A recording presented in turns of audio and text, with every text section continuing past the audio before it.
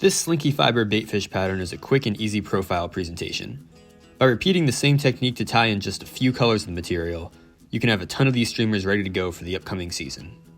Begin by tying in the white thread from your kit just behind the hook eye.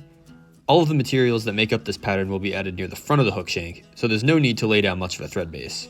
Just take some wraps about a quarter of the way down the shank and leave your bobbin there for now. We'll start our body with some white slinky fiber.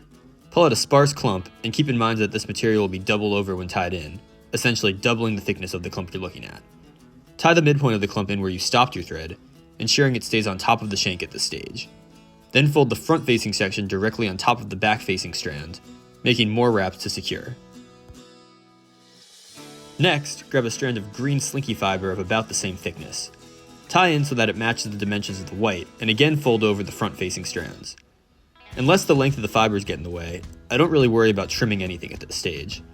I like shaping my fly once all the slinky fibers are tied in. You can also cut as you go if you'd like. With the green fibers in place, it's time to add some bulk near the head. Invert your hook and grab another sparse clump of white slinky fibers, cutting them so that when tied in at the midpoint, the end reaches about halfway down the already tied in fibers like so. This helps with tapering the fly down in later steps. Tie in this section just in front of where you tied in the first white and green clumps, and repeat the same fold over process. You can manipulate the fibers so that they sit evenly around the hook point. Now bring the hook right side up again and take a clump of black slinky fiber. Don't cut this one at all before tying in. To help with the taper, I like to tie this section in with 2/3 of the length facing back and 1/3, or the section you'd fold back, towards the front. Secure the black fibers on the opposite side of the shank from where you added the last white fibers.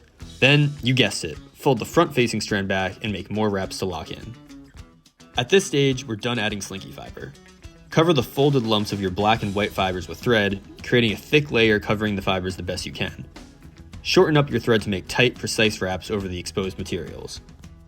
When you have a good thread cover in this section, take your whip finisher and make turns over top. Snip your thread and apply a good coating of glue or UV resin to the head. I use UV resin here, but whatever you use, just make sure you completely cover all sides of this thread base. At this point, your fly will have a stacked body of different colored slinky fibers, but no shape.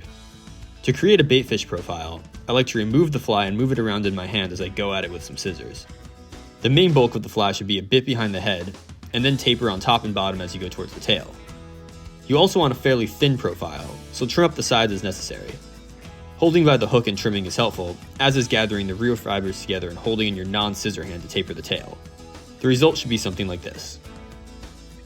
The final step to the pattern is to add some eyes. For this color, I use the white 3D eyes instead of the brown ones, but both are included in your kit.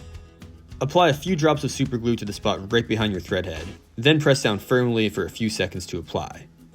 Holding them down with the back end of a pen is a good way to keep your fingers out of the way if you'd like to. Repeat on the opposite side with the second eye. With the eyes attached, your Slinky Fiber Baitfish is ready to go. I like fishing this pattern with medium to fast strips and letting the sleek profile attract the attention of whatever predator I'm after. Use the different colors in your kit to experiment as you tie and find what works well where you fish. Thanks for watching.